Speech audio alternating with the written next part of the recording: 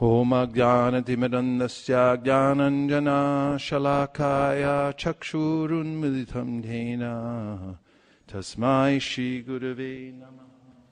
Welcome back, everybody.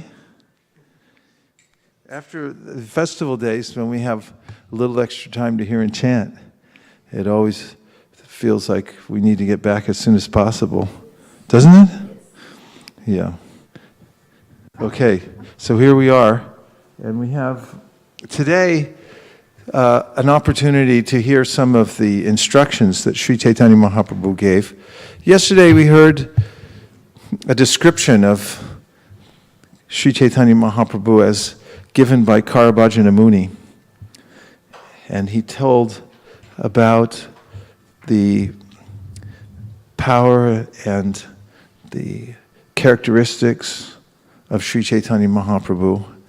In a verse that we read, Teyam sada paribhavagnam abhishta doham tirtaspadam shiva varinchi nutam sharanyam brityartiham pranatapala babapti potam vande mahapurushate charanadavindam. Worshipping the Mahapurush, the lotus feet of the Mahapurush, which is really the goal of life. Thank you, I feel much better now. And then he gave various characteristics.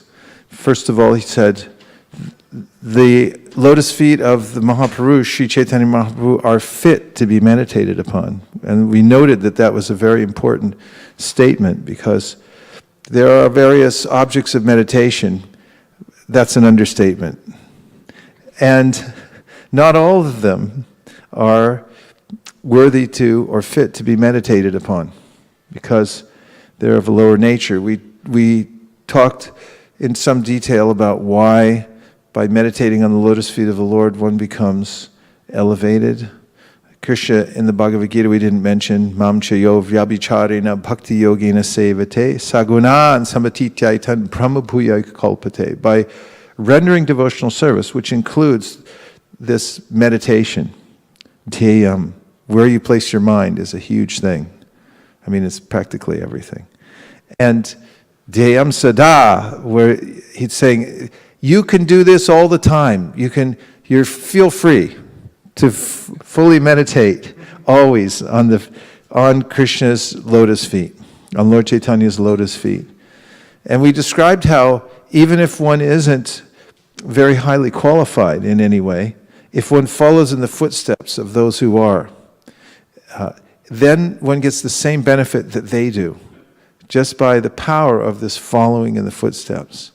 So we talked about the insults of material nature upon the soul, how having a material body is actually an insult to the soul. By identifying with the body, not just having a body, but one who identifies with the material body is actually in a kind of a ridiculous situation, identifying with something that's not oneself and saying, this is me. As Prabhupada used to describe, an insane asylum oftentimes has people who assume various identities. Somebody might be, who's this?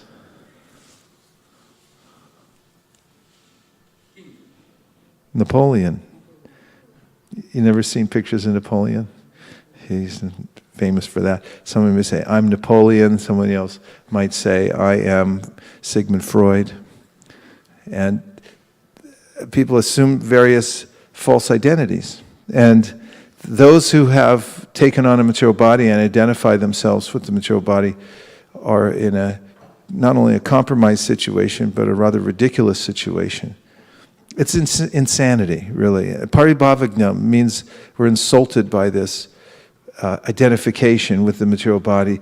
But Chaitanya Mahaprabhu lifts us out of that. The meditation on his lotus feet lifts us out of that situation. Abhishtadoham, and not only that, then we talked about how he doesn't just leave us at aham brahmasmi, I'm not my body, but we also are given something positive to work for. We have positive stress.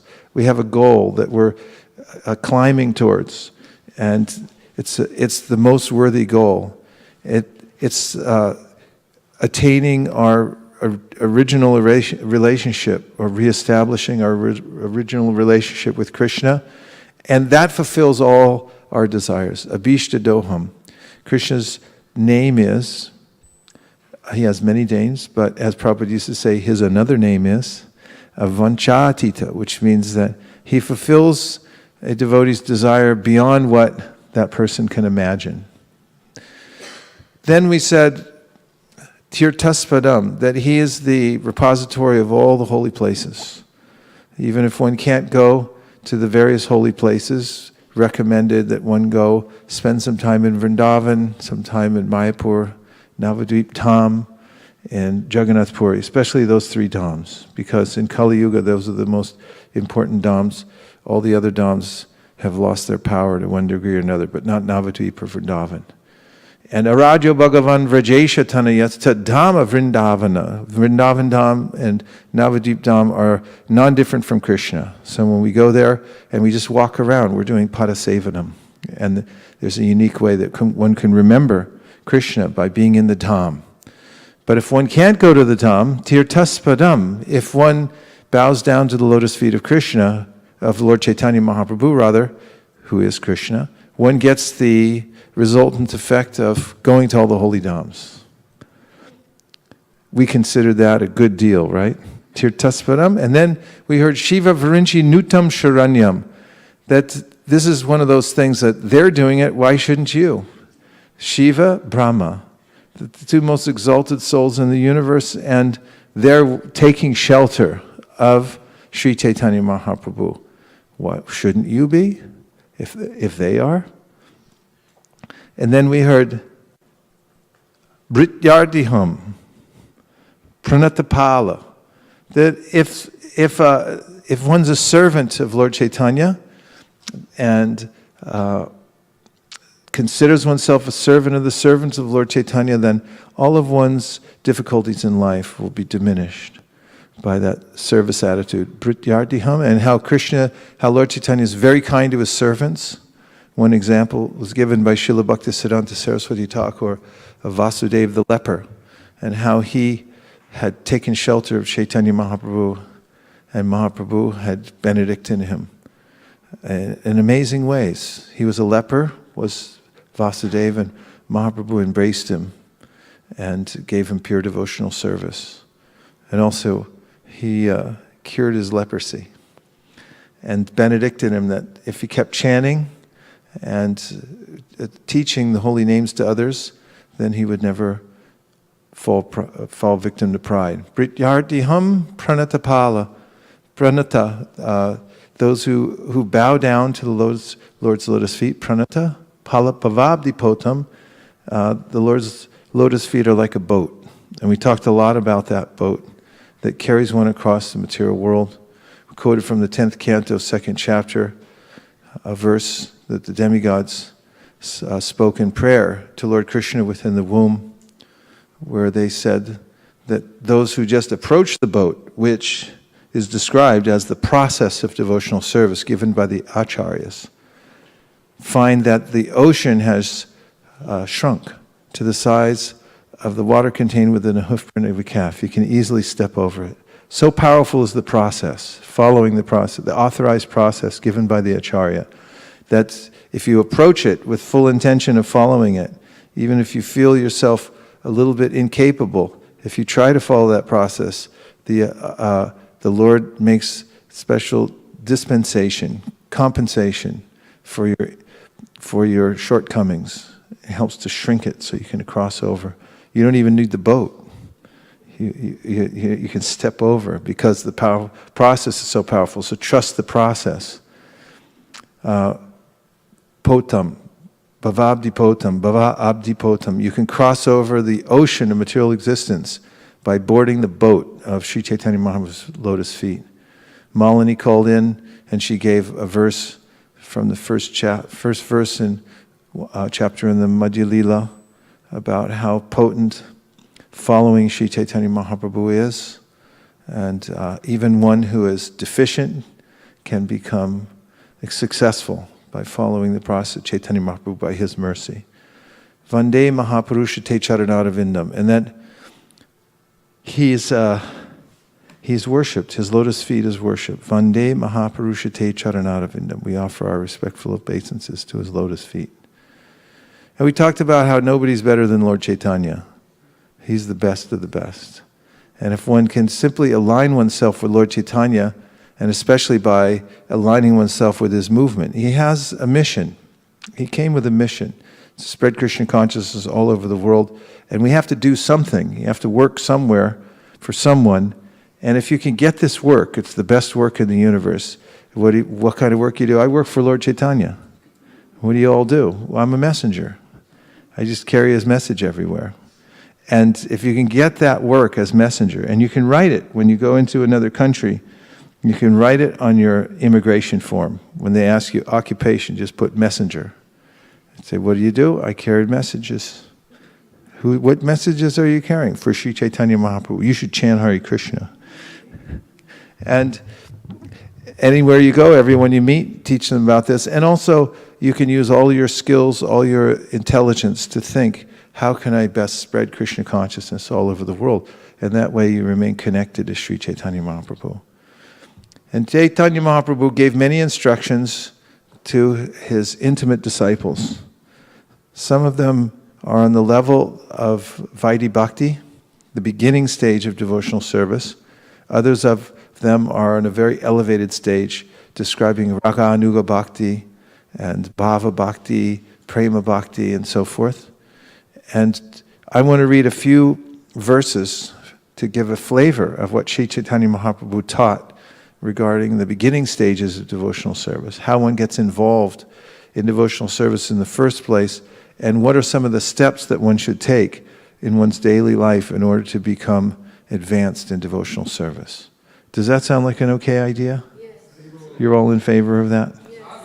Okay, sadhu, sadhu, good. All right, good. Let's look at the Sri Chaitanya Charitamrita. I'd also like a third canto if I could, just because I'm a little greedy up here and I got this table. I want to start filling it up. Because this opening to this Madhya Lila chapter 22 reminds me that there are several places in the Bhagavatam where we can look and see what is the basic process of devotional service. It's given step by step. Anukramishati. And if you follow this step by step, then you're guaranteed to come to the perfect stage. And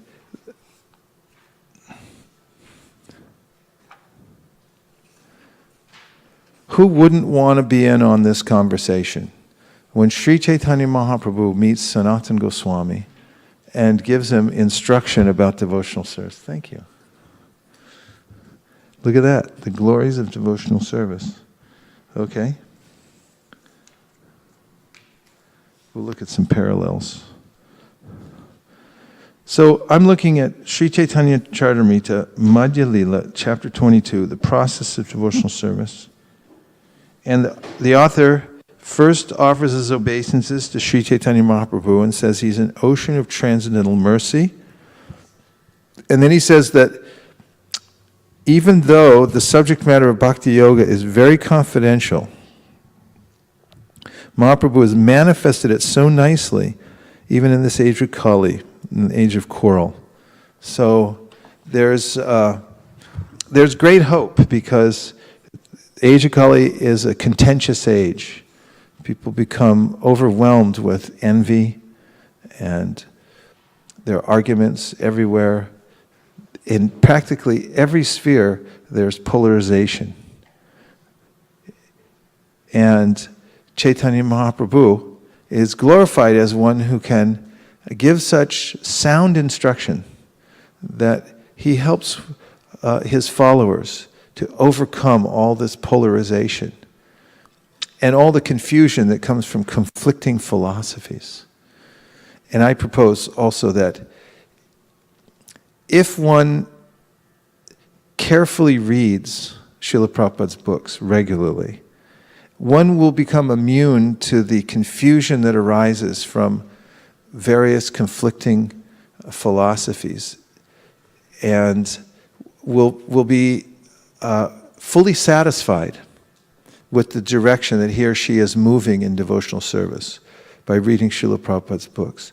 Don't estrange yourself from Prabhupada's books, because he was empowered to write in such a way that he could help us to understand practically the teachings of the previous acharyas in a way that was relevant to our lives, which is amazing considering the fact that he came from a very early age in Bengal, had no acquaintance with the American culture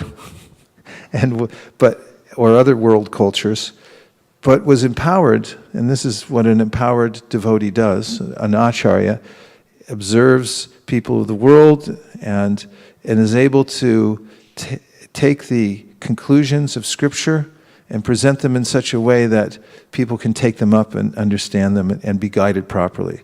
So my overarching point is that mainly confusion comes from not applying the process strictly enough.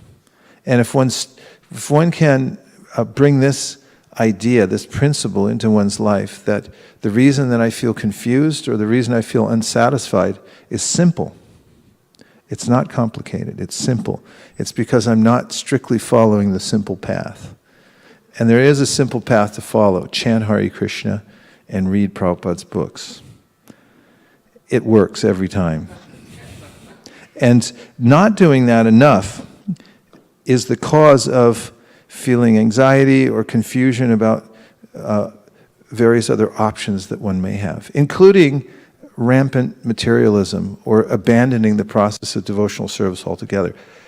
That happens quite quickly when one doesn't hear and chant properly. If one doesn't hear and chant enough, one will then cross a line and begin to consider that the material world is not a bad idea after all. And that's when Maya starts to drive one's senses again off into the wilderness. And then it's hard to get back again. And there is some muscle memory if one's already taken a devotional service. But why get off the path? I notice on Parikram paths, when people take a break, they get way behind. You just keep going, even if you're going a little slow. If you just keep going, then you'll stay ahead of the game. Stay on the path. It's pretty simple. Just keep walking. Okay, number 2. All glories to Sri Chaitanya Mahaprabhu, all glories to Nityananda Prabhu, all glories to Advaita Chandra, and all glories to all the devotees of Sri Chaitanya Mahaprabhu. Sri Chaitanya Mahaprabhu said, I have described one's relationship with Krishna in various ways. This is the subject matter of all the Vedas. Krishna is the center of all activities. Focus. Now I shall speak about the characteristics of devotional service by which one can attain the shelter of Krishna and his loving transcendental service. A human being's activities should be centered on devotional service to Lord Krishna. That is the verdict of all Vedic literatures, and all saintly people have firmly concluded this. When the mother Veda's Shruti is questioned as to whom to worship, she says that you are the only Lord and worshipable object. Similarly, the corollaries of the Shruti Shastras, the Smriti Shastras, give the same instructions, just like sisters. The Puranas, which are like brothers, follow in the footsteps of their mother. O enemy of the demon Mura, the conclusion is that you are the only shelter. Now I have understood this in truth. Purport. This quotation from the Vedic literature was spoken by the Lord, to the Lord, by great sages. And this is quite relevant because faith means faith in Scripture. Because Scripture is praman and it's self-evident. It's self-luminous. Self-luminous. It proves itself. It's axiomatic truth.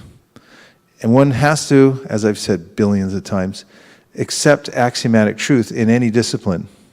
Otherwise, you get infinite regress. You just keep retreating. And you never come to a point of saying, I accept certain thing as self-evident. It proves itself.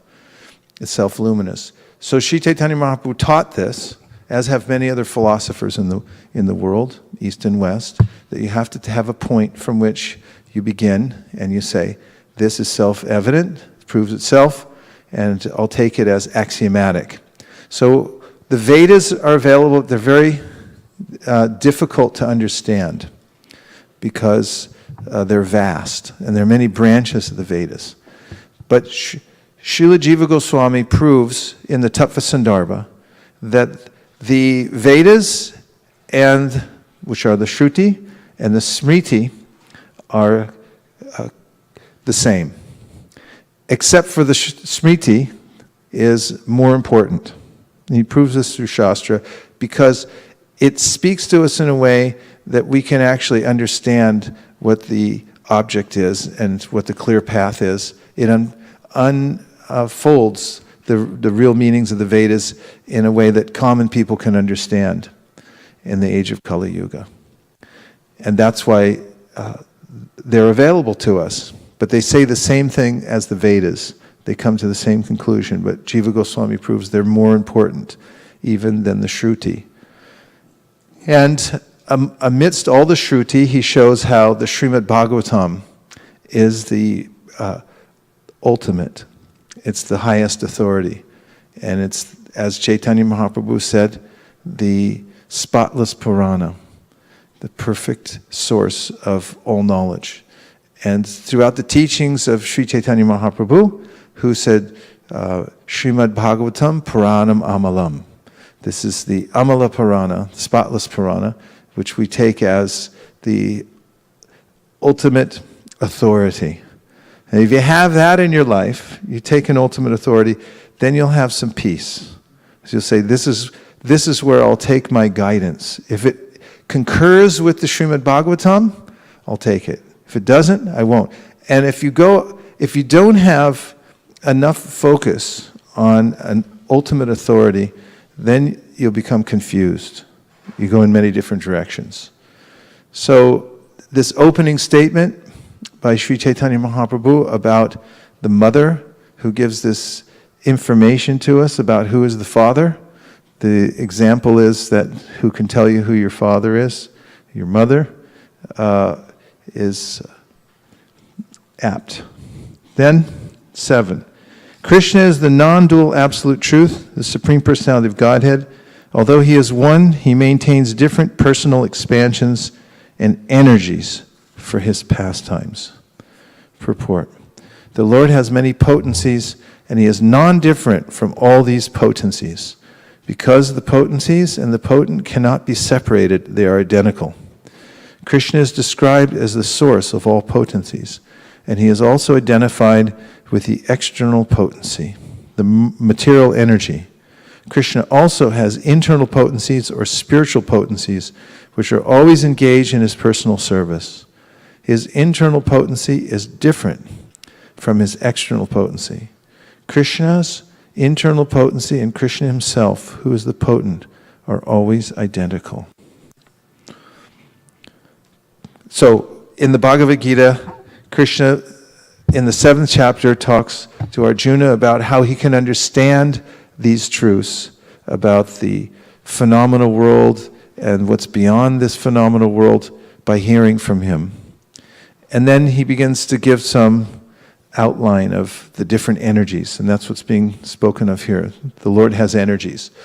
And in the Sandarbhas by Jiva Goswami and the teachings of Chaitanya Mahaprabhu, as we can see at the outset, he's showing that God has potencies.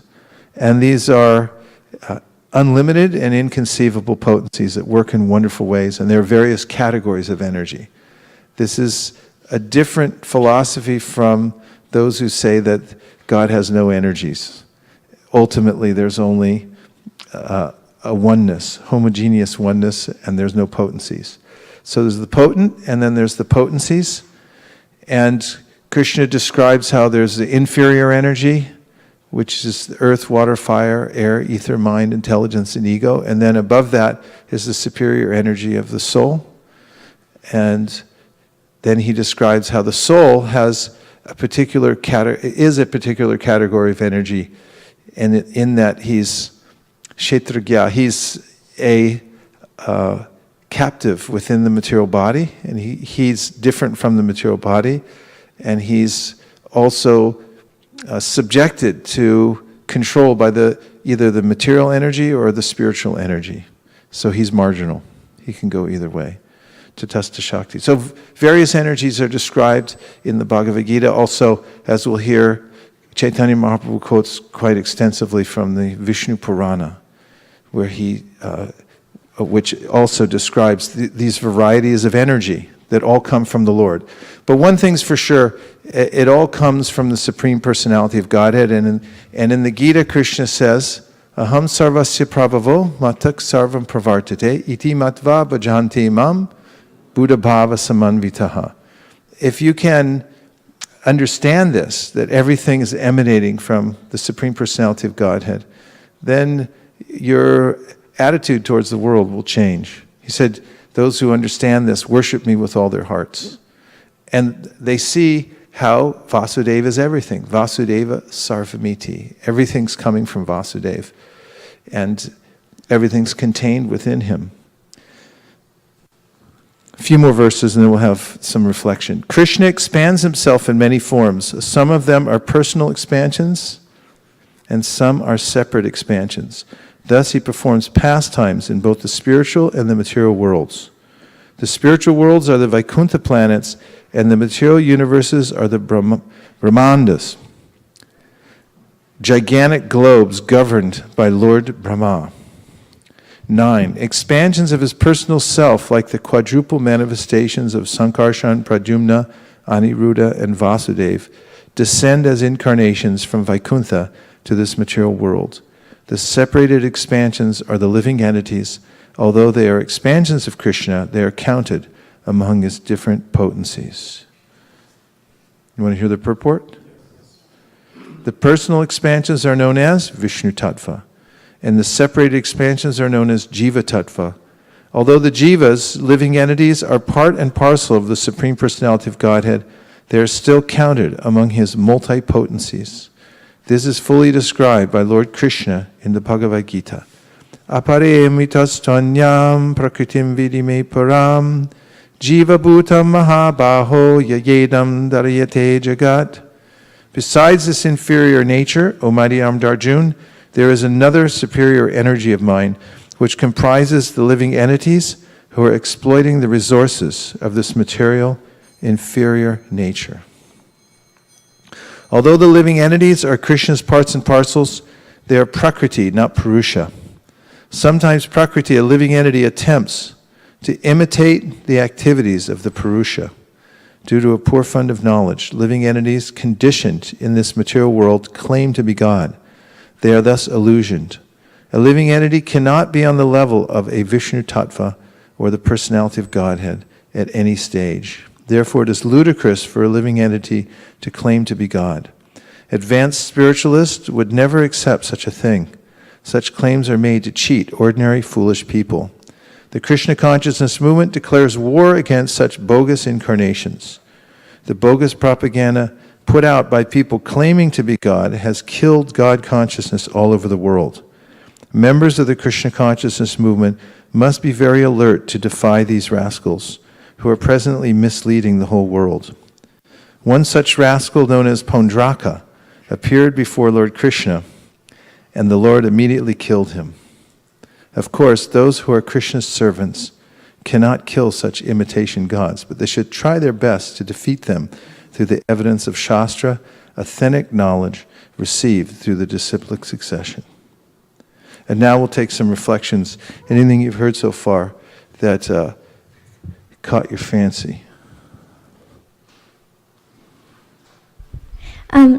I like the point where you said we need to have enough faith to just keep, like while working in a parikrama or something. It's very simple to just keep walking. It may not be easy, so it's important to strictly follow the simple process. Yeah. I remember once when I was distributing books at O'Hare Airport. I have a lot of memories from that time and place. And we were out on a Friday night, which was the most crowded time of the week, and distributing books. I think there was about 20 of us out there. And it became very passionate. And there was a way in which there were a lot of, at that time in America, a lot of U.S. servicemen.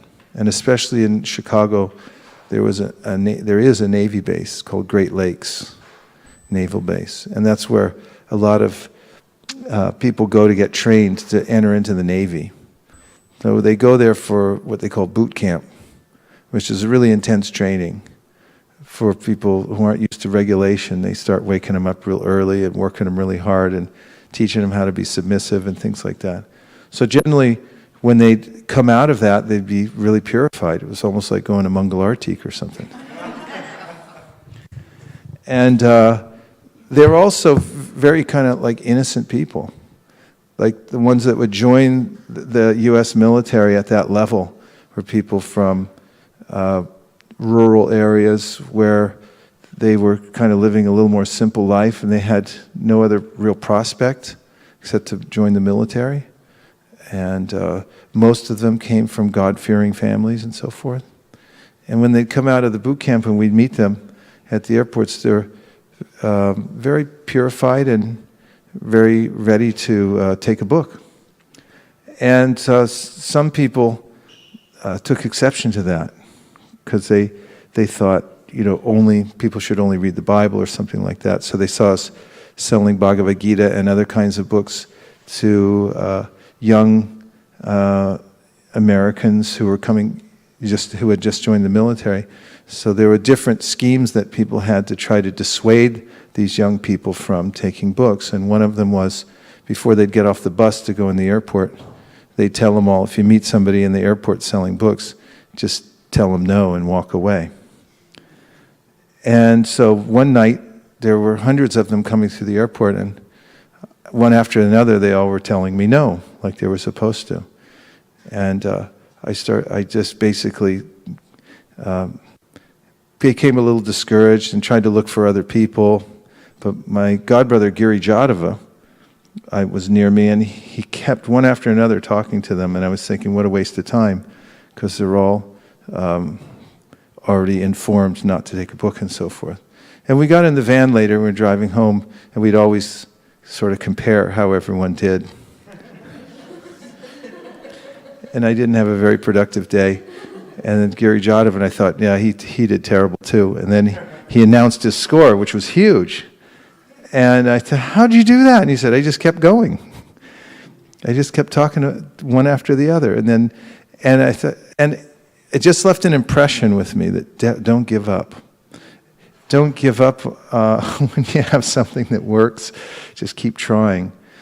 And there's that spirit Sridhar Swami talks about when he gives a commentary to the verse 10:14:8, in which he says the duty of a person in Krishna consciousness is to stay alive.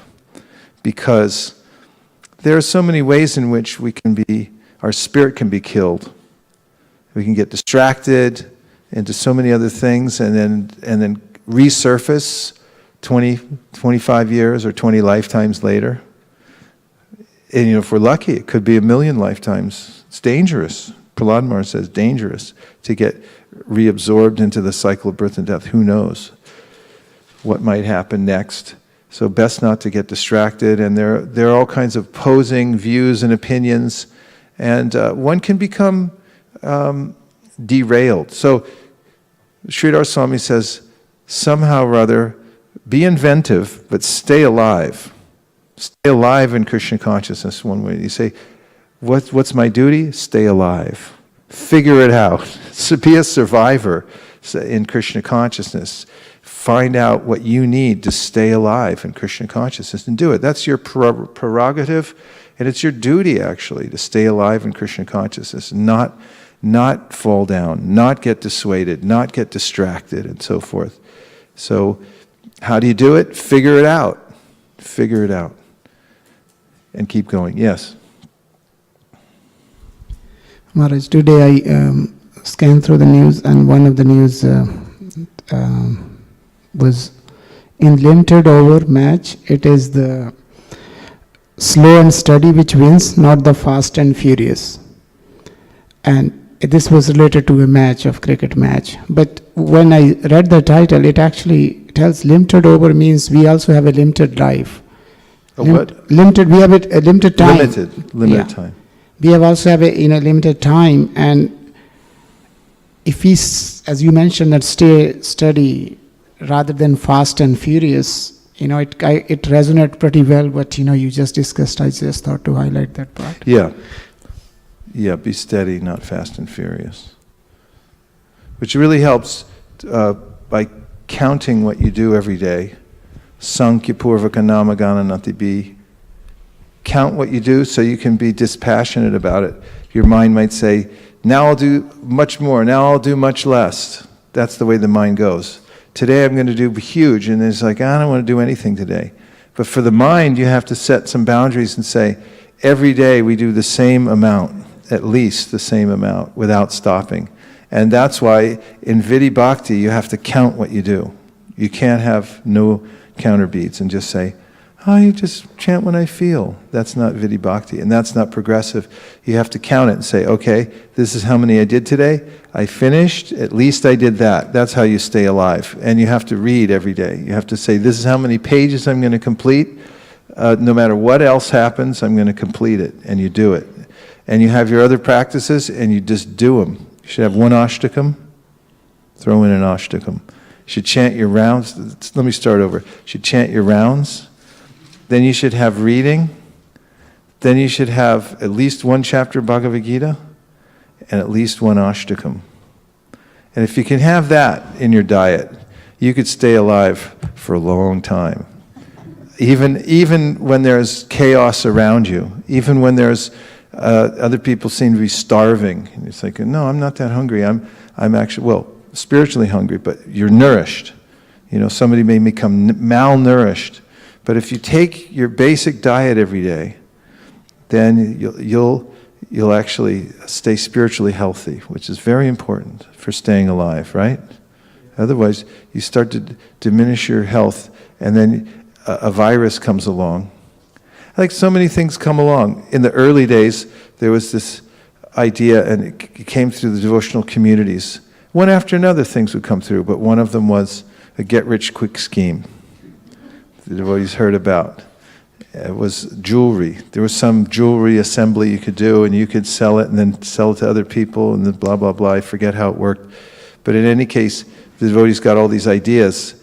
Oh yeah, we'll get into jewelry. And they got really distracted, some of them. And then Prabhupada noticed what was going on, and he gave a talk where he said, if you become focused on jewelry, then you'll become a jeweler. And there was another kind of distraction at one time when there was some information astrologically that California was going to have a major earthquake on a certain date, and it would crack and fall off and go into the ocean. So a group of devotees moved away from California and went off into the Arizona desert. And Prabhupada said they left the deities there. So it's okay with you, the deities there, you went off in the desert. There's so many ways you can get distracted if you take your eye off of your chanting and your reading and your basic services and things like that. There was more reflections coming, and then Hansapriya has her hand up too. Prabhuji, when you said that occupation messenger, that really struck me. First thing, I felt it was really cool to have that kind of a job, to be a messenger of Lord Chaitanya. And second thing, felt like it takes off so much of burden of you that you're not doing anything, you're just passing it out. It's not up to you to make them take or not, but you're just a messenger. So yeah, what's the old saying? Don't shoot the messenger. Don't shoot the messenger. I'm just telling you. It's coming from Lord Chaitanya. That's what Krishna said. I'm just passing it on to you. Yeah, thank you very much. Good work if you can get it. Hansapriya. Hare Krishna. So it's so funny you mentioned about, doing it on a daily basis, the same chanting, the sadhana. And I had a friend who told me yesterday, so the days like this when you are busy, maybe you should just chant when you are, working, and consider those as your 16 rounds like that. And I was thinking about that, there is a reason that we've been given a number and a bead bag and a counting wheel to count on. And it's so nice that you mentioned about that today. And it also applies the same thing you mentioned where it says confusion comes from not applying the principles.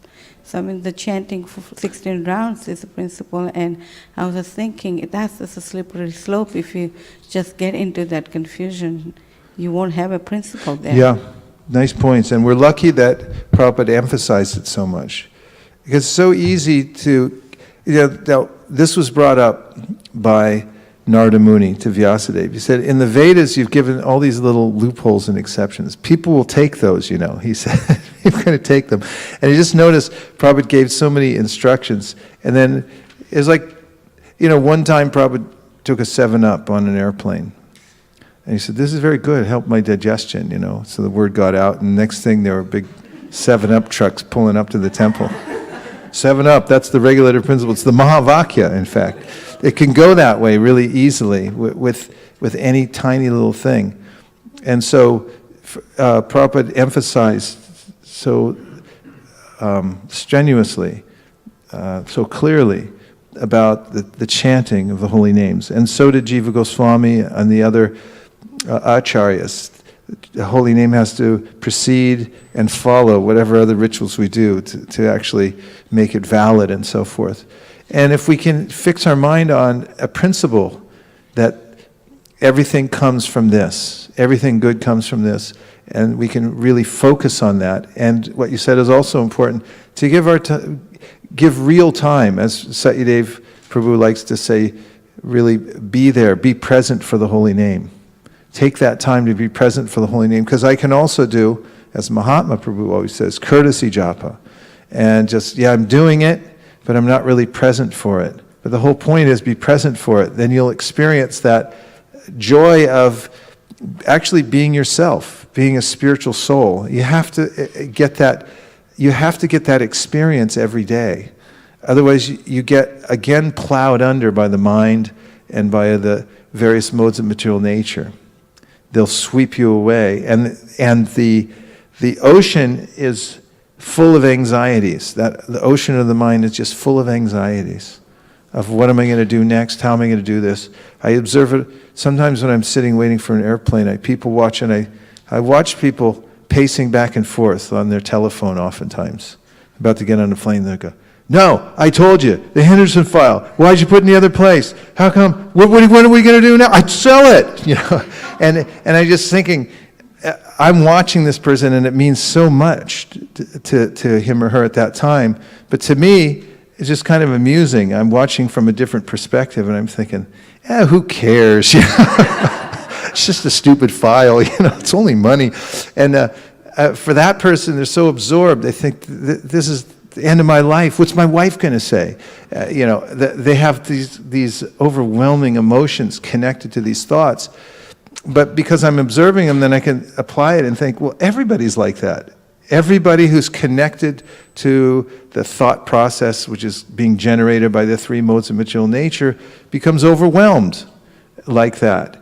It's not an individual problem. It's a systemic problem that comes from identifying with the mind that's contaminated by the three modes of material nature. And the only way I can step back from that is through connecting to the holy name on a regular basis.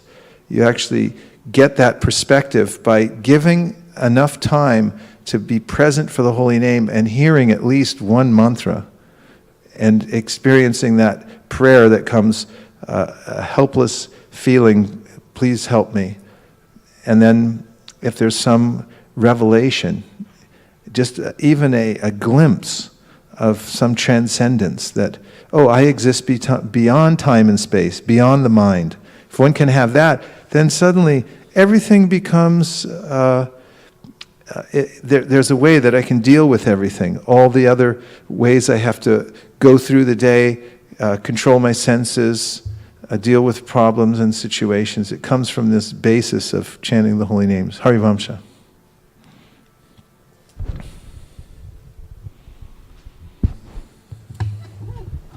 Prabhu, I have a question, and This question came in a discussion with some devotee friends, and with our limited observation during preaching, and those who we try to preach and then they kind of go away for a while. We were thinking that the first thing, major thing which happens when somebody goes away from Krishna consciousness is stopping of chanting. That there's such an overwhelming feeling that chanting stops. I mean, he may still be vegetarian, or maybe other regulator principles also are falling, but chanting, no.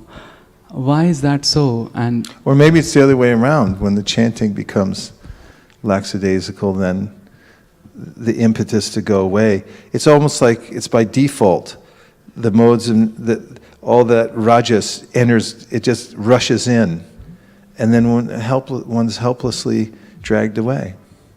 But if you fortify yourself every day by chanting. But another reason is that if there's a causal unwillingness to surrender, then one doesn't reach out to Krishna. Just let me stop chanting because I really don't want to do it. Because one might want to try to make another go at it in the material world. This sort of causal unwillingness and say, I know if I chant, because sometimes devotees will experience this. Yeah, but if I chant, then I have to surrender. If I chant, I'm going to get some transcendental knowledge, and then, what am I going to do with that? I don't want it. I want to be in ignorance. And Krishna helps. Yes. Srivas Prabhu. Prabhuji, I think you answered my immediate, when you brought out that very unique phrase, causeless unwillingness. I just wanted to know more about that. We heard of causeless mercy, but causeless unwillingness was a nice phrase. Well, causeless unwillingness, it can run into philosophical problems, get into this causeless idea. So maybe just call it stubbornness. And it's based by lingering, what is it? Indifference. Yeah, indifference. Indifference, yeah, that's a related cousin. Stubbornness and independent spirit. There's an enjoying spirit. Krishna answers things so simply in the Bhagavad Gita. When Arjuna asks, where's it? Krishna puts forward a perfectly reasonable sketch of the universe and said, it's all based on gratitude. You're being given so many gifts. The gift of light, the gift of your intelligence, the gift of food and water and air and everything. And just show a little gratitude. And he said there's this cycle. And if you just learn to give back and don't just eat things, first offer them with a little prayer and things like that, then you'll be part of this cycle. And you'll be blessed. And everybody will live in harmony. Nobody gets hurt. And then Arjuna wants to know, well, how are people dragged away from this? What is it that dissuades them from acting in a reasonable way? And then Krishna just says so simply, he just says, Kama esha, Krodha esha, Rajaguna samudbhava, Mahashano, Mahapatma, Vidyanam, Ihavarinam. It's just lust. And he says, where does it come from? Rajagun. You touched it, and now you're infected. And now you have to become unreasonable for a while and do stupid stuff. And so, it's causeless unwillingness. One has to be careful when one's vulnerable, not to become reinfected. And when Sanatana Goswami left everything and came to Chaitanya Mahaprabhu, Mahaprabhu noticed, you still have a blanket. He didn't say anything, he just looked at him. Kind of interesting how, the instruction came so subtly. It's not always such a direct thing, but you notice, hey, he looked at me funny. I should do something about that. And Sanatana Goswami went and traded in his blanket for an old quilt and came back, and Mahaprabhu was unlimitedly happy. And then said, a doctor, make sure that all the disease is gone. Nothing lingers, because the person could become reinfected. Yes, from the internet? And somebody wrote me yesterday, a very senior devotee who was watching the Gaur Purnima, Kuladri Prabhu, and he had appreciated the interaction. And then he said, but I didn't make the cut with the text. He said he wrote in, but his text didn't get read. And now he texted in now. Oh, good. No, From yesterday? Yes. But Okay, let's see if we can redeem ourselves. Not that he's online now, because it's really late where he lives, but...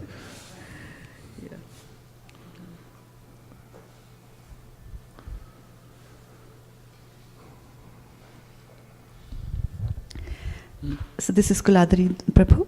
Thank you for today's dissertation.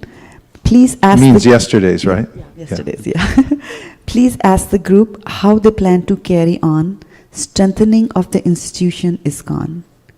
Without organization, how will the people find shelter and association if they read Srila Prabhupada's books? How will you all steadily carry on and keep the ISKCON organized after Kuladri's gone? Because he's the compliance officer for all of ISKCON. And I must say, I wonder sometimes myself, if Kuladri wasn't there, how would it go on? Yes? I would like to say that we are very fortunate because when Prabhupada left the planet, we had very fortunate to have the movement with very sincere leaders around, and they have set up an example for us. So we don't have to invent the wheel. So we are very grateful. It does hurt to think about it, that we won't have many around after some time. But at the same time, we do have seen them carry on Srila Prabhupada's vision very close to their heart. So by following their example, hopefully, and then Krishna being in our heart, guide us and probably show us the path that we must follow to please our Guru and Srila Prabhupada and the Srila Prabhupada disciple who has given up their youth to make this movement very successful. And since their blessings are there and Krishna's causeless mercy is there, I'm sure things will be gone, even probably more than like Bhaktisiddhanta Saraswati Thakur. When he left, Prabhupada actually accomplished so much because he had a faith in his Guru. And he knew what exactly his Guru would be pleased by. So hopefully you will leave us that mercy, causeless mercy, and we will do best we can. Hare Krishna. Hare Krishna.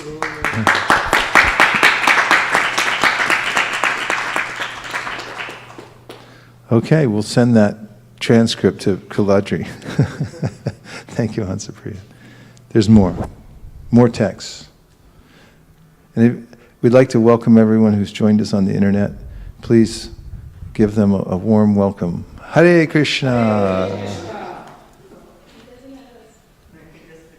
Right here? Hare Krishna.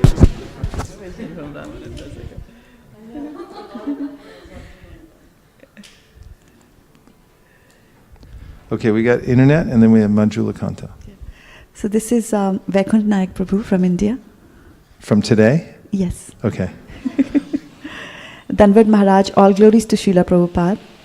If one reads Srila Prabhupada's book, one is immune to the confusion arising from different philosophies. That's his takeaway from today. Yeah, and one of the verses that we sing frequently here at ISV, Helon Dundita Kedaya Vishadaya, starting in that way, emphasizes how, and it's a verse written by Sarup Damodar, says that Mahaprabhu's mercy helps to bridge these various disparities in philosophy that appear in the world. His philosophy is so unifying and it's so all-inclusive and practical that it helps to bridge the gap, to cover over these discrepancies in a way that devotees can carry on.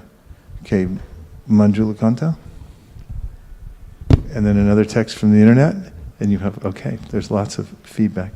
I wanted to add to what Hansapriya Mataji said about managing without ISKCON. Having read Srila Prabhupada books and really feeling connected to him when I focus and actually listen to him, when I read the book, I realized that the Acharya's blessings are always with anybody who opens their heart to them, any of the Vaishnava Acharyas. We may not have ISKCON, we may not have gurus. There may be a time when we don't have, everything's dismantled. So we may not have the structure that we totally depend on right now. But we still have the Paramatma within the heart, and we have the Acharya in the book. And it's a natural nature that a drunkard will seek another drunkard. The same way one who seeks the Lord will seek another with a similar taste. If I met Shraddha Mataji on a train somewhere in Detroit, and she had a Prabhupada book, my only aim would be to find out where she's going. So in that way, as long as we have the Acharya in one form and another, physical or if not physical, and in Bani, there's always hope that we will come together. We may not be ISKCON, we may be the International Study Group, about Krishna Study Group, we may be a different name, but the bhav remains, and we will sustain. But maybe not in, not a hibiscus, we may be a rose, but we're still the same flower, because our desire to seek Krishna is what Krishna wants. And the Acharyas that was the biggest mercy. They left us this Brihad Mridanga. As long as we publish these books, as long as we keep their words alive, or as you're teaching us to do, we put it out there in the ether, in the earth, in physical form, we will always find a way to find each other. That's my thought. Thank you. Thank you. Okay, one more from the internet? Okay, you go ahead and then we'll take the internet. I was just thinking when Vaikuntha Nayak was saying, I once asked one of my superiors, I was having some problem, I was telling I'm going through this or that. He just asked me one thing, are you reading Prabhupada books daily? That's the only thing he asked. And then I thought for a while and I told, no, I wasn't actually. And then he told that if all problems are because you're on mental plane, he was saying. If you come on intellectual plane, then you'll be able to see things as they are. Ideally, he told we should be on spiritual plane, but since that's not possible at this point, but at least we should be on intellectual plane. So that was really good. Yes, yeah. There are spiritual solutions. The material problems are solved by spiritual solutions. And those, fortunately, are within grasp.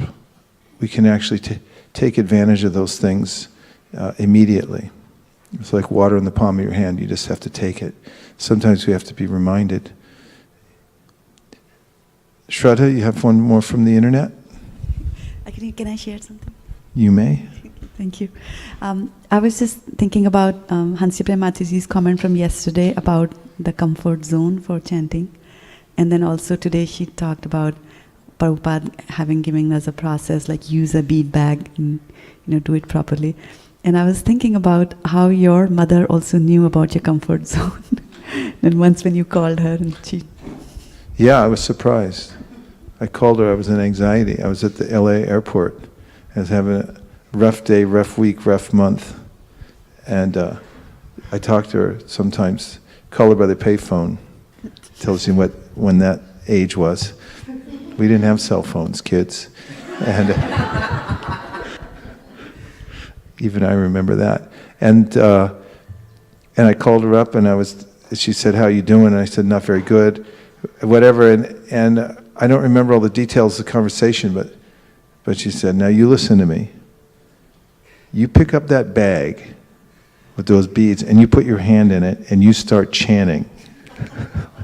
And I thought, wow, Krishna just answered the phone, spoke through her. And I had an opportunity, like 2 days before she left the world, because she fasted to death, And I was sitting with her and I was just asking her questions. I said, you remember that time I called your friend? Yes. I said, I was having a bad day and you told me to put my hand in my... why'd you tell me that? I said, what possessed you at that time to, tell me to chant? And she said, I saw you left the material world. I didn't want you crossing back over the line and coming back the other way.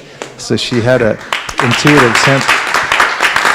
So it's kind of like, it's a good instruction to just follow the simple path. What is the problem? It's the same old answer. Put your hand in the bead bag and start chanting. Don't try to overcome it by making all kinds of fancy maneuvers, so forth. Step back and do what the acharyas do and chant. You have another one from? Okay. One small one from Dhameshwar Prasad. He says, Vaisesika Prabhu is my hero. From Dhameshwar Mahaprabhu? My god brother. Dhameshwar Mahaprabhu? You said Dhameshwar Prasad. No, so sorry. I mixed Damodar Prasad. Oh, okay, Dhameshwar Mahaprabhu. Dhameshwar Mahaprabhu Das. Sorry. And this is from Houghton in Michigan, Ankit Vora. Hare Krishna Prabhu. Who's it from? Ankit Vora. From Ankit. Okay. So his question is, if we are living in a condition when devotees are not around and association is far away, is it possible that one will give up chanting? How does one keep the inspiration going to keep chanting? Thank you, Prabhu. You are my inspiration in my Krishna consciousness. Hare Krishna. You have to be inventive. There's not one set answer, but just like what Sridhar Swami, the great Bhagavatam commentator, says, you have to figure out how to stay alive. So invent some process to connect. I know devotees who live in remote areas and they tune in to various programs throughout the day. Try to string together whatever you have to put together so you keep the vibration going. That's the underlying principle. Stay close to the transcendental vibration at all costs. And if your mind resists one form of vibration, say, I don't like that anymore. Because the mind does that sometimes, even in the spiritual realm. You read in the Bhagavatams, I don't like this anymore. I want to read. All right, I'll give you the nectar devotion. How's that? Nope. Okay, how about whatever it is, switch over and keep it going somehow or other. Keep the vibration going. And yes, to answer your question, I mean, it is possible if we get too separated from devotees that we become indifferent to the holy name. It can happen, especially those who are, don't have a lot of momentum already. One thing that I recommend is teach others how to chant. Sometimes if you're in a remote area, if you start a program in your house, and yes, I know, okay, somebody might say, oh, I'm not very advanced, how can I do that?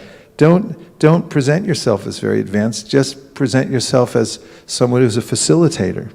And facilitate other people coming into your space, and just share with them, say, let's read a little Bhagavad Gita.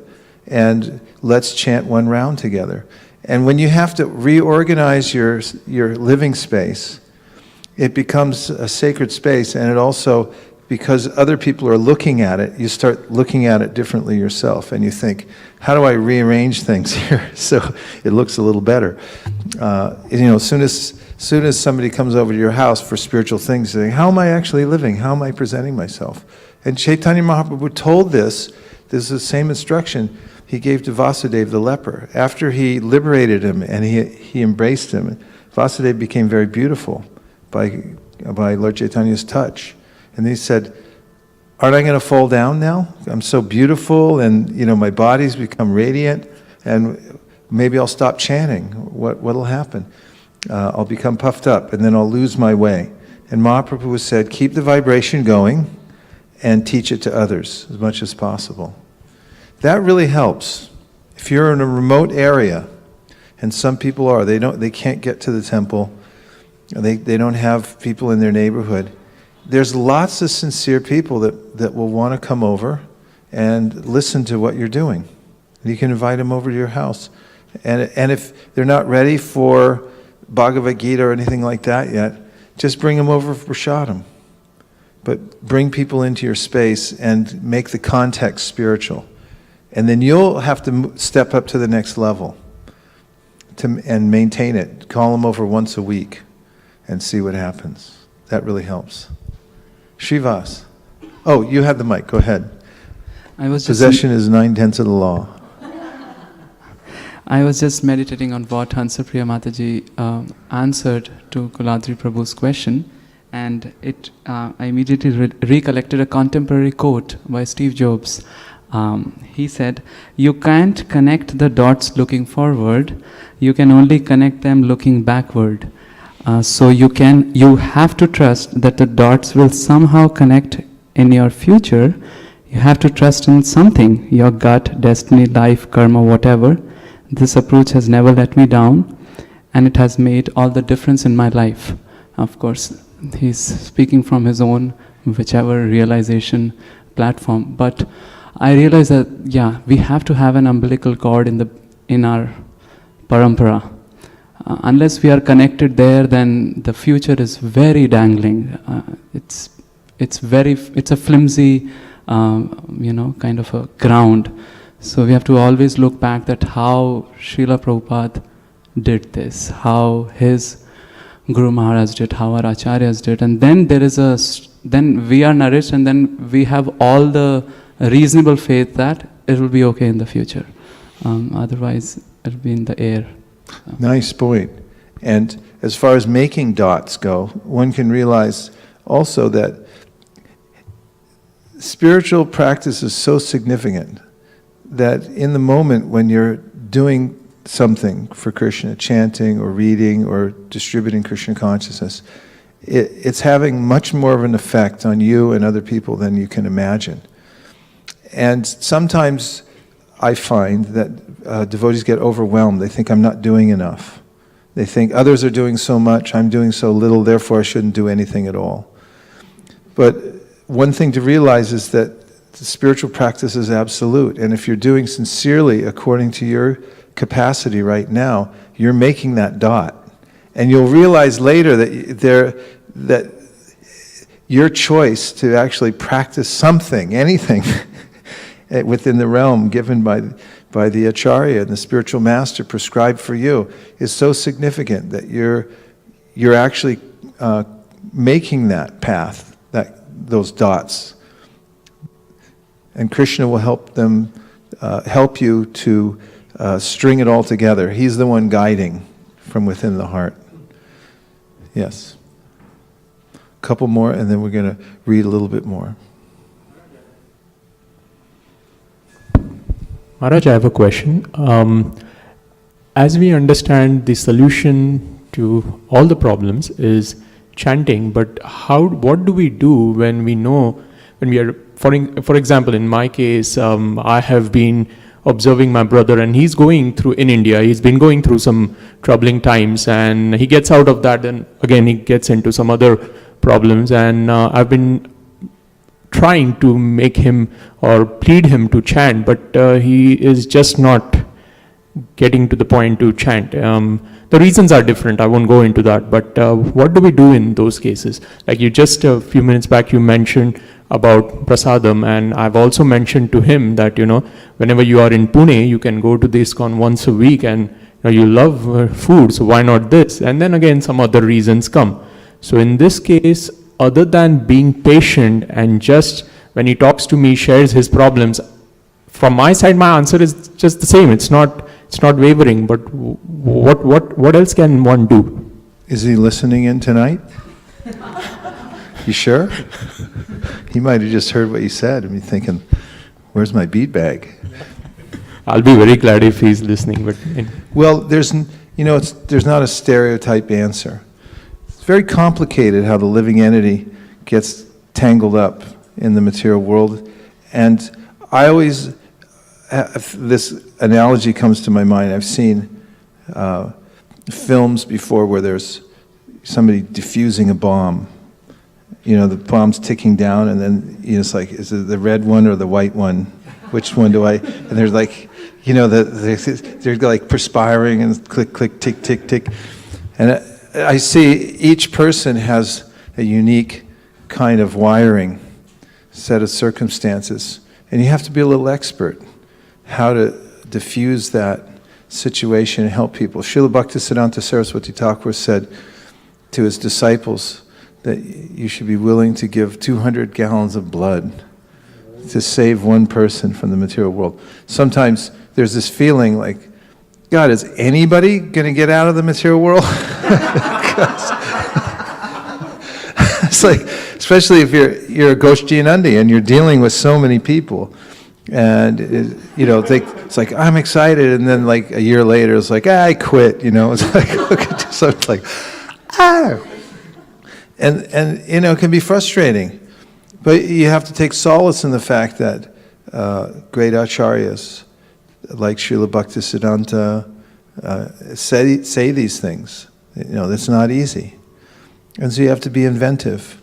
And there's some basic principles in helping people move forward in any science. And one thing is, if you stay connected with them in a positive way, without asking them for anything, or do this, do that, why don't you follow this? Let's take it back to the thing Stephen Covey said about an emotional bank account. Everyone has this emotional bank account. Everyone does. And when you relate to people, if you're aware of the fact that you're either making a deposit or a withdrawal, and you go out of your way to make deposits with people as much as possible, then it's likely that when you ask them to do something or you recommend something, they won't take offense. Especially relatives too, it's very difficult to make suggestions unless they're very surrendered to you. In fact, it's even in the Bhagavatam, it says that fathers don't listen to their kids and things like that. And so oftentimes, even it's mentioned in the Bhagavatam that, say somebody in the family, a brother becomes very advanced and becomes a spiritual master. Then you can go ask the family, that guy, he's not a spiritual master. He's my brother, he's an idiot. They'll think, they see it in a relative way. So it's not so easy. You do have to be patient. And you can't just make declarations and say, do this, do that, unless you're on that level with people and they're ready to listen to you. But if you show kindness and stay connected, let's ask Shraddha, because she stays connected with a lot of people. That's a fact. Maharaj, I was just going to comment on the part where Sudhi Prabhu was saying that he told his brother that go to the Pune temple. So in most of the situations, people won't go. When they are troubled, they are ready to give up chanting, forget about going now and doing something new to the temple. So instead of that, if we can bring prasadam to them. And I just wanted to share one small incident that Mukharvinda recently lost his grandmom, and so before she died, she had to be hospitalized and flown to Hyderabad from where they stay. So his parents and uncles and all, they were all going to be with her there. And his biggest worry was what will happen to their prasadam. And so he called up, I don't know how many places, and finally got connected with one devotee who used to supply prasadam. And he arranged for the 7 days that they were there, or whatever, so many days they were there, that they got prasadam served there. So I was just thinking that, be innovative and did that help? Definitely. They did. Otherwise, they would have eaten something else. Yeah. Yeah, like that. And that's one place you can concentrate on developing that emotional bank account. Bring people prasadam and make the arrangement for them. Yeah. Manjula Kanta. Maharaj, I hear a lot of devotees when they are in pain, when they're struggling with things, and we say, how are you, Mataji? Or how's it going? They'll say, pray for me. It's a standard request. It's a struggle sometimes because I think prayer must come from the heart. I believe that it has to come. It has to really come out. I can't just say, well, Krishna, this, just I'm praying for them. So I find it a challenge. But is that very relevant? When someone says, pray for me, does it work only? Does it actually work? First question. Second, does it work only for devotees because we're connected? Does it apply to third people, like my mom, somebody who just doesn't belong to it, but we wish they would? Does my prayer for them work? My chanting for them? Yes, no, and yes. Like I hear people, I chant for my mom. I chant 1 round for my mom, 1 round for my dad, and then I do 16 for me. I hear all this stuff. Can you make it scripturally sadhu relevant to me? Well, when Dhruva Maharaj was angry, to say the least, and he wanted to run off to the forest. He went to his mother, and she said, "Only God can help you." He said, "Where's God? Tell me where he is. I'm going to go talk to him now." And he said, "Well, sadhus go to the forest. That's where they find him." He said, "See ya, I'm going." And he just took off. And halfway there, Narada Muni showed up and gave him some instruction, free of charge. And it's mentioned there that in the Shastra that he overheard the conversation between his mother and him, and that's why he came. And Prabhupada then brings up the question, he wasn't there. How did he hear it? He said, well, Krishna's within everyone's heart. He's the super soul. And he knows when these things are going on. That's how people get connected to a spiritual master. They have some sincere desire in their heart, and Krishna makes the arrangement. How else would it happen? And so when there's, what?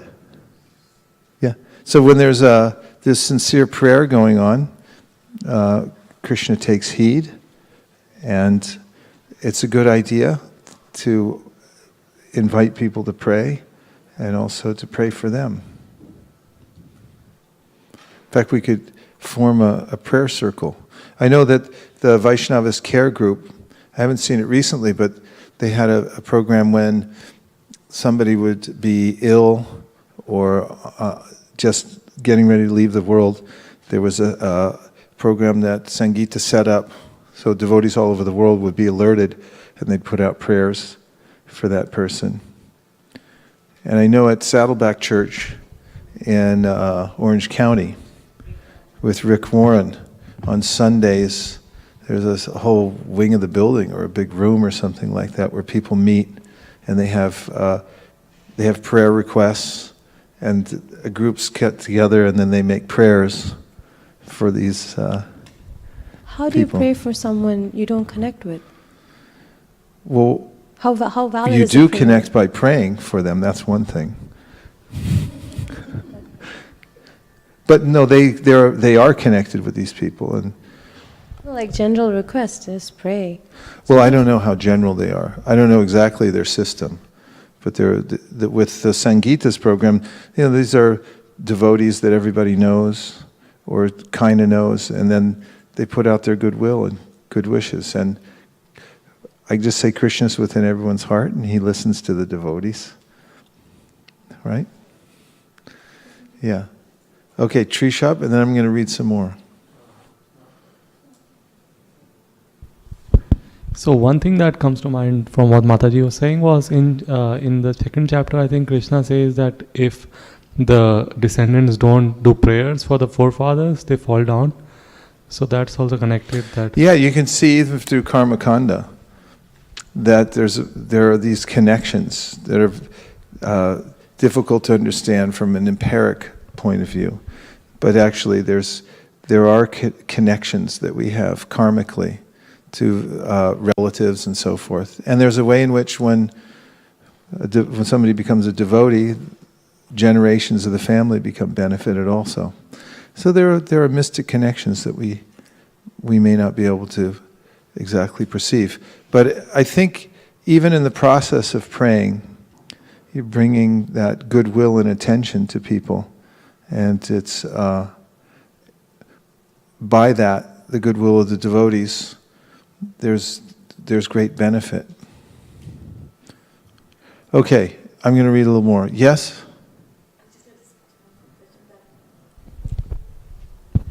So when people ask us to pray for them, is it karma kanda? Considered karma kanda? No.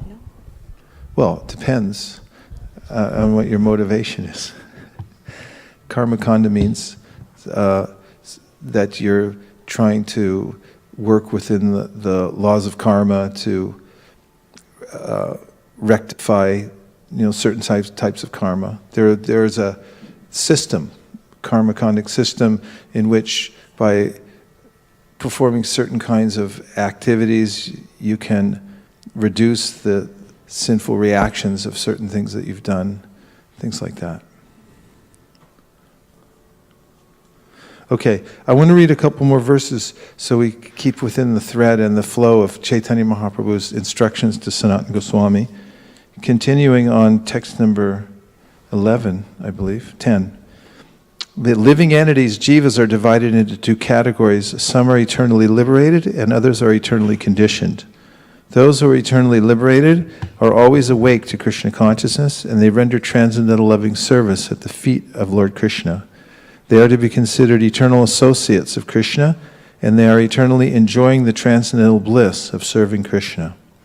Apart from the ever-liberated devotees, there are the conditioned souls who always turn away from the service of the Lord. They are perpetually conditioned in this material world and are subjected to the material tribulations brought about by different bodily forms in hellish conditions. Due to his being opposed to Krishna consciousness, the conditioned soul is punished by the witch of the external energy, Maya. He is thus ready to suffer the threefold miseries brought about by the body and mind, the inimical behavior of other living entities, and natural disturbances caused by the demigods. Did you catch that? He is thus ready to suffer. Okay, I'm ready. All right, 14:15. In this way, the conditioned soul becomes the servant of lusty desires. And when these are not fulfilled, he becomes the servant of anger and continues to be kicked by the external energy Maya. Wandering and wandering throughout the universe, he may by chance get the association of a devotee physician whose instructions and hymns make the witch of the external energy flee. The conditioned soul thus gets into touch with devotional service to Lord Krishna, and in this way he can approach nearer and nearer to the Lord. Yay! Purport. An explanation of verses 8 through 15 is given by Srila Bhaktivinoda Thakur in his Amrita Pravaha Bhashya. The Lord is spread throughout the creation in his quadruple expansions and incarnations. Krishna is fully represented with all potencies in each and every personal extension. But the living entities, although separated expansions, are also considered one of the Lord's energies. The living entities are divided into two categories, the eternally liberated and the eternally conditioned. Those who are ever liberated never come in contact with Maya, the external energy. The ever conditioned souls are always under the clutches of the external energy. This is described by Lord Krishna in the Bhagavad Gita. Daivihiye shagunamayi mama maya duratyaya. This divine energy of mine, consisting of the three modes of material nature, is difficult to overcome. The Nitya Bhattas are always conditioned by the external energy, and the Nitya Muktas never come in contact with the external energy. Sometimes an ever-liberated personal associate of the Supreme Personality of Godhead, descends into this universe, just as the Lord descends. Although working for the liberation of conditioned souls, the messenger of the Supreme Lord remains untouched by the material energy. Generally, ever-liberated personalities live in the spiritual world as associates of Lord Krishna, and they are known as Krishna Parishad, associates of the Lord.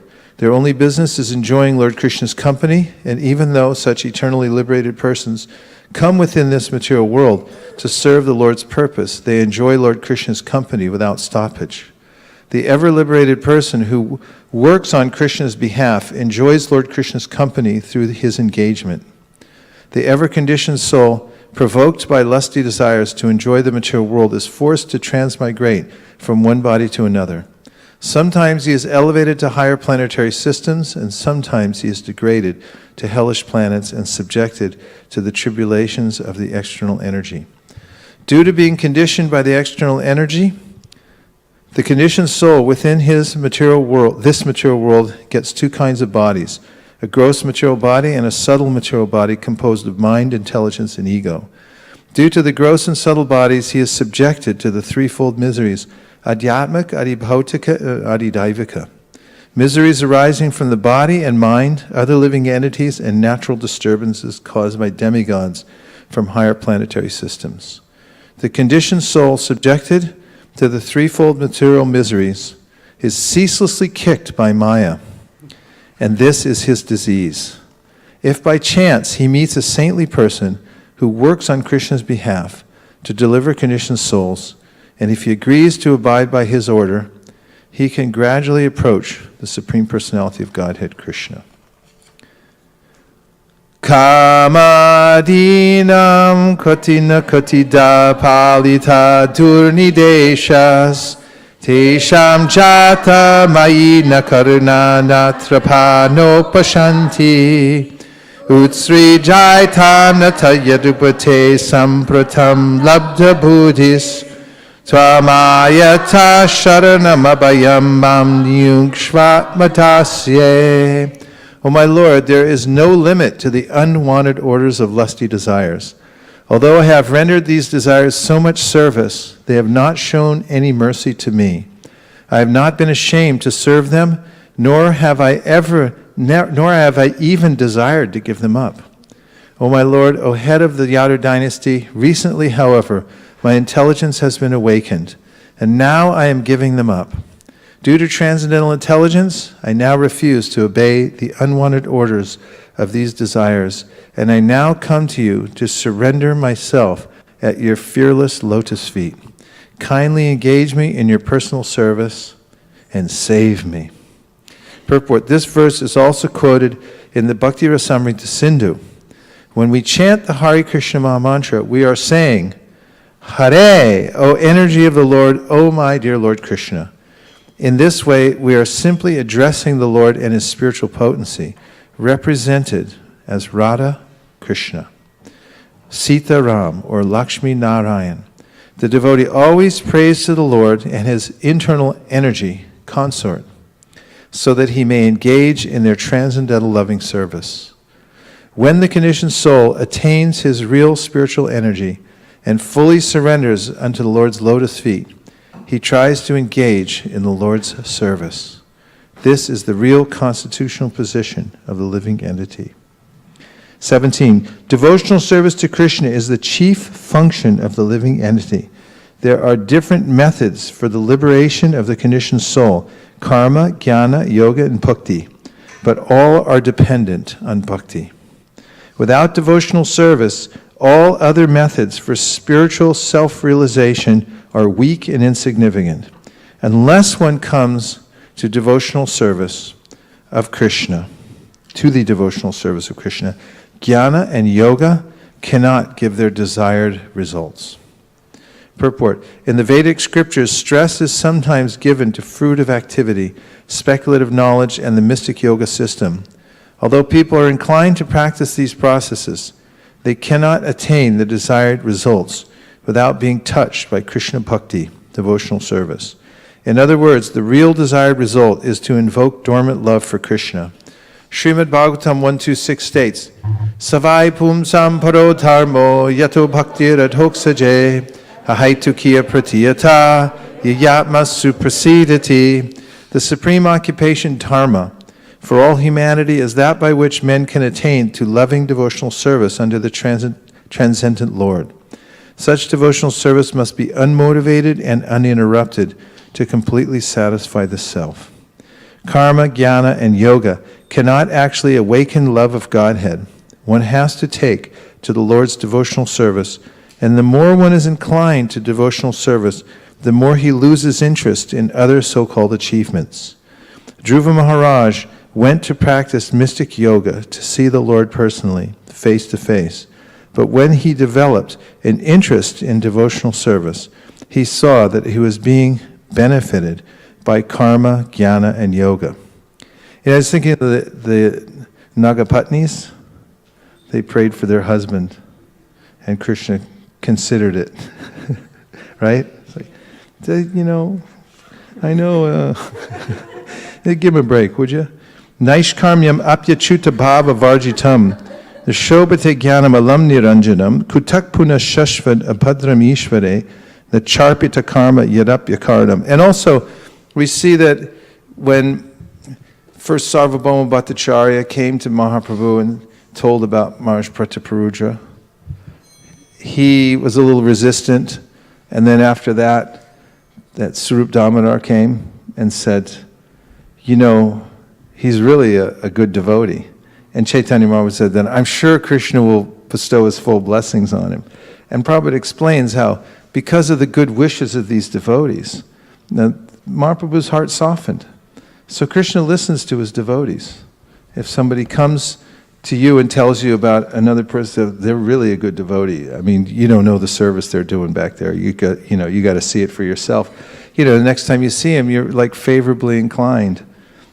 And of course, Krishna knows everything that's going on, but there's a way in which he defers to his devotees. And that's why, we really make advancement by referral. You got to get good referrals. If you get good referrals from the devotees, then Krishna's very inclined to help, right?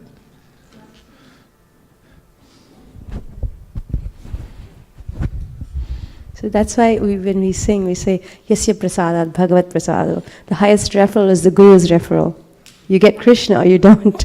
Yeah, we depend on that, on getting the referral from the spiritual master, from the advanced devotees, and then, Krishna considers. That's how it works. This verse is very important. Naishkarmyam apyachuta bhavavarjitam. It sounds nice too. Nashobate jnanam alam niranjanam kutak puna shashvad abhadram ishvare nacharpita karma yadapyakaranam. One of the nicest verses to say. It's got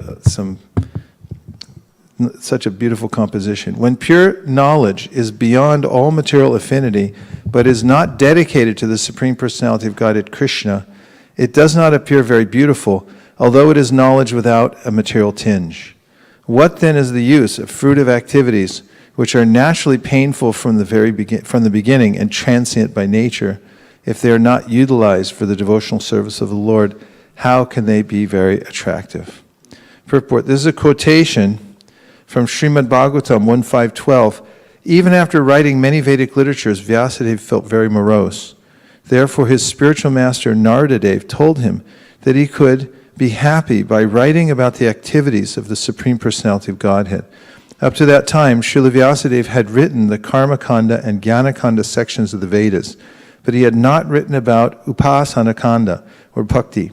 Thus his spiritual master Narada chastised him and advised him to write about the activities of the Supreme Personality of Godhead. Therefore Vyasadeva began writing Srimad Bhagavatam. Those who perform severe austerities and penances, those who give away all their possessions out of charity, those who are very famous for their auspicious activity, those who are engaged in meditation and mental speculation, and even those who are very expert in reciting the Vedic mantras, are not able to obtain any auspicious results, although they are engaged in auspicious activities, if they do not dedicate their activities to the service of the Supreme Personality of Godhead. I therefore repeatedly offer my respectful obeisances unto the Supreme Personality of Godhead, whose glories are always auspicious. That's from Srimad Bhagavatam, 2nd Canto. And finally, Kevala Gyan Mukti Dite Nari Bhakti Vine. Krishnon Muke She Muki Hoy Bina Gyane. Speculative knowledge alone without devotional service is not able to give liberation. On the other hand, even without knowledge, one can obtain liberation if one engages in the Lord's devotional service. One cannot attain liberation simply by speculative knowledge, even though one may be able to distinguish between Brahman and matter. One's liberation will be hampered if one is misled into thinking that the living entity is as good as the Supreme Personality of Godhead. Indeed, one falls down again into the material platform, because considering oneself the Supreme Person, the Supreme Absolute Truth, is offensive. When such a person comes in contact with a pure devotee, he can actually become liberated from material bondage and engage in the Lord's service.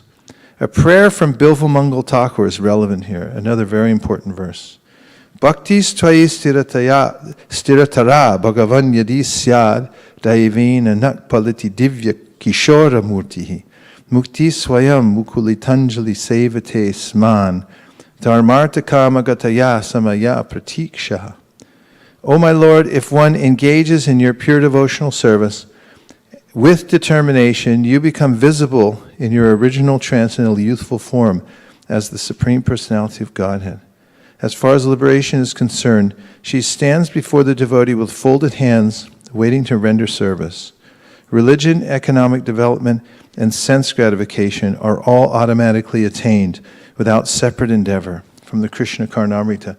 And just because, who brought this over? Srivas Pandit? Prabhu? I want to just bring your attention that what we're reading there in this chapter called The Process of Devotional Service is a recount of what Chaitanya Mahaprabhu personally taught to Sanatana Goswami. And you'll find by reading this chapter and the other instructions from Chaitanya Mahaprabhu that you get an entire composite of the psychology of one advancing devotional service, the various steps that one has to take, the various pitfalls, and you'll be able to fortify yourself and to sustain a drive. You have to have a sustained drive that'll take you to the end of the game. So you have to read this. You have to read this over and over again and get this clear understanding of what it takes to make it to all the way to the end. And this will help. This will, I keep using the word fortify, I like it. It fortifies you from the various other distractions that can come in to your life. And then you'll see that these instructions are all consistent throughout the Bhagavatam in the teachings of Lord Kapiladev. And I know we're down to the wire here, but we have this other conversation which is remarkable. I mean, each one is a lifetime study unto itself. And Devahuti starts off and gives the mood of one who's approaching a spiritual master. She's approaching her son, who happens to be the Supreme Personality of Godhead. Listen to what she says. And if you can imbibe these words in the mood in which she's saying them, then your path on bhakti becomes very easy. Devahuti said, I'm very sick, 3:25:7, of the disturbance caused by my material senses. For because of this sense disturbance, my Lord, I have fallen into the abyss of ignorance. Your Lordship is my only means of getting out of this darkest region of ignorance, because you are my transcendental eye, which by your mercy only I have attained after many, many births. You are the Supreme Personality of Godhead, the origin and supreme Lord of all living entities. You have arisen to disseminate the rays of the sun in order to dissipate the darkness of ignorance of the universe. Now be pleased, my Lord, to dispel my great delusion. Due to my feeling of false ego, I have been engaged by your Maya and have identified myself with the body and consequent bodily relations.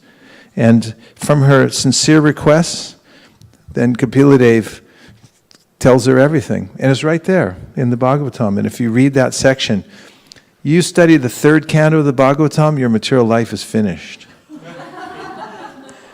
If you study it as hard as you study C++ or, I don't know any of these things, JavaScript,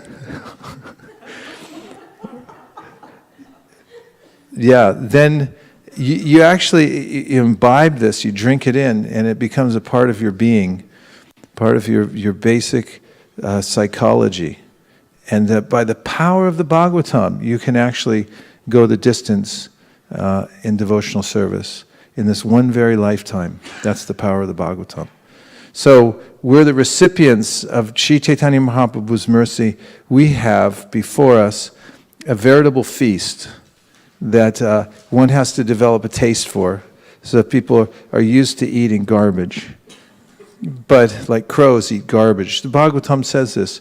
But if we develop a taste for this feast, we'll see it grows before us, and we will not be able to comprehend our good fortune, how much we have, just within Prabhupada's books and the Mahamantra that we have. If we take those two things seriously, more seriously than the average bear, then you'll be more advanced than the average bear.